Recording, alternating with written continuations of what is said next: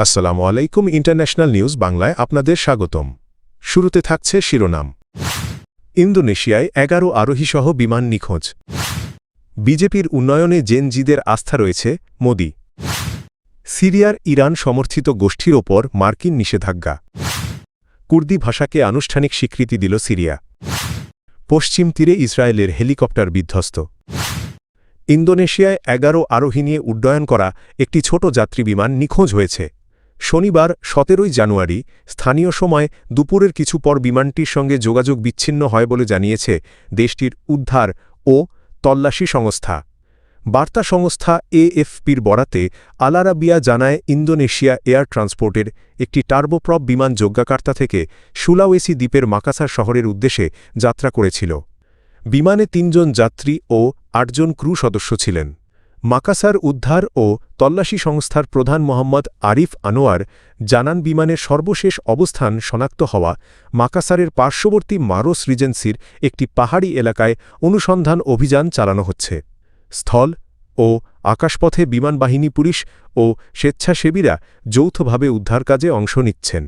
সংস্থাটির অপারেশন প্রধান আন্দি সুলতান বলেন, নিখোঁজ বিমানটি খুঁজে বের করতে হেলিকপ্টার ও ড্রোন ব্যবহার করা হচ্ছে। এদিকে বিমানটির নির্মাতা ফরাসি প্রতিষ্ঠান এটিআর এক বিবৃতিতে জানিয়েছে, তাদের একটি বিমানের সঙ্গে সংশ্লিষ্ট একটি দুর্ঘটনার বিষয়ে তারা অবগত রয়েছে এবং ইন্দোনেশীয় কর্তৃপক্ষের নেতৃত্বে চলমান তদন্তে সহায়তা করছে।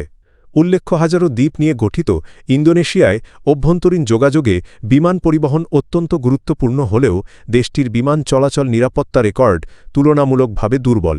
সাম্প্রতিক বছরগুলোতে সেখানে একাধিক বিমান ও হেলিকপ্টার দুর্ঘটনায় প্রাণহানির ঘটনা ঘটেছে। ভারতের তরুণ প্রজন্ম, বিশেষ করে জেনজি জেনারেশন জেড, বিজেপির উন্নয়ন মডেলের ওপর আস্থা রেখেছে বলে মন্তব্য করেছেন দেশটির প্রধানমন্ত্রী নরেন্দ্র মোদি। শনিবার ১৭ জানুয়ারি পশ্চিমবঙ্গের মালদাহে এক জনসভায় ভাষণ দিতে গিয়ে তিনি একথা বলেন। হিন্দুস্তান টাইমসে তথ্য জানিয়েছে। নরেন্দ্র মোদি বলেন, দেশের মানুষ, বিশেষ করে তরুণ প্রজন্ম বিজেপির উন্নয়নভিত্তিক রাজনীতিতে বিশ্বাস রাখছে।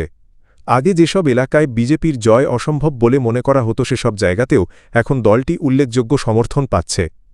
তিনি মহারাষ্ট্র ও কেরালার উদাহরণ তুলে ধরে বলেন, মহারাষ্ট্রে বিজেপি ঐতিহাসিক সাফল্য অর্জন করেছে এবং বিশ্বের বৃহত্তম নাগরিক সংস্থাগুলোর একটি মুম্বাইয়ের বৃহন্মুম্বাই মিউনিসিপ্যাল কর্পোরেশন বিএমসি নির্বাচনে রেকর্ড জয় পেয়েছে। একইভাবে কেরালার রাজধানী তিরুবনন্তপুরমে বিজেপি প্রথমবারের মতো মেয়র পদে জয়লাভ করেছে।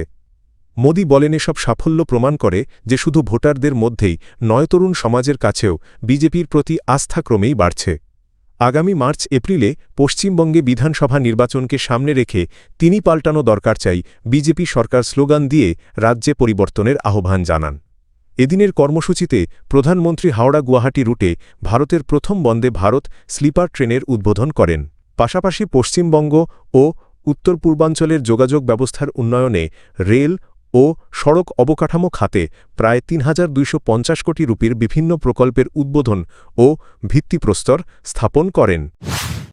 ইরান সমর্থিত ইয়েমেনের বিদ্রোহী গোষ্ঠী হুথিদের বিরুদ্ধে নতুন করে নিষেধাজ্ঞা আরোপ করেছে যুক্তরাষ্ট্র।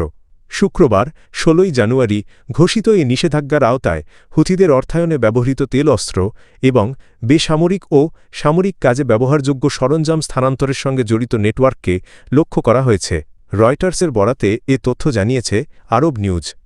মার্কিন অর্থ মন্ত্রণালয়ের ফরেন অ্যাসেটস কন্ট্রোল অফিস ও এফএসি জানায়, নিষেধাজ্ঞার তালিকায় ২১ ব্যক্তি ও প্রতিষ্ঠান এবং একটি জাহাজকে যুক্ত করা হয়েছে।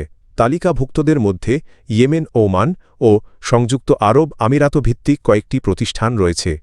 মার্কিন ট্রেজারি সেক্রেটারি স্কট বেসেন্ট বলেন, হুথিরা সন্ত্রাসী কর্মকাণ্ডে জড়িত এবং লোহিত সাগর দিয়ে চলাচলকারী বাণিজ্যিক জাহাজে হামলার মাধ্যমে যুক্তরাষ্ট্র ও আন্তর্জাতিক নিরাপত্তার জন্য হুমকি সৃষ্টি করছে। ট্রেজারি বিভাগ জানায়, এই পদক্ষেপ হুথিদের বিস্তৃত রাজস্ব আহরণ ও চোরাচালান নেটওয়ার্কের ওপর চাপ বাড়ানোর অংশ, যা তাদের আঞ্চলিক অস্থিতিশীল কার্যক্রম চালিয়ে যেতে সহায়তা করছে। নিষেধাজ্ঞার অন্যতম প্রধান লক্ষ্য জানাত আল আনহার জেনারেল ট্রেডিং এলএলসিয়া সংযুক্ত আরব আমিরাত ভিত্তিক একটি প্রতিষ্ঠান। যুক্তরাষ্ট্রের দাবি, প্রতিষ্ঠানটি হুথিদের বৈদেশিক আর্থিক নেটওয়ার্কের। সিরিয়ার প্রেসিডেন্ট আহমেদ আল শারা কুর্দি জনগোষ্ঠীর জন্য গুরুত্বপূর্ণ একটি ডিক্রি জারি করেছেন। এতে কুর্দি ভাষাকে আনুষ্ঠানিকভাবে জাতীয় ভাষা হিসেবে স্বীকৃতি দেওয়া হয়েছে এবং সব কুর্দি সিরীয় নাগরিকের নাগরিকত্ব পুনর্বহালের ঘোষণা দেওয়া হয়েছে। শুক্রবার ১৬ জানুয়ারি এই ডিক্রি জারি করা হয় বলে জানিয়েছে আল জাজিরা। এই সিদ্ধান্ত আসে উত্তরাঞ্চলীয় শহর আলেপ্পোতে সাম্প্রতিক সহিংস সংঘর্ষের পর, যেখানে অন্তত ২৩ জন নিহত হন এবং কুর্দি নিয়ন্ত্রিত ২টি এলাকা থেকে কয়েক ১০,০০০ মানুষ বাস্তুচ্যুত হয়।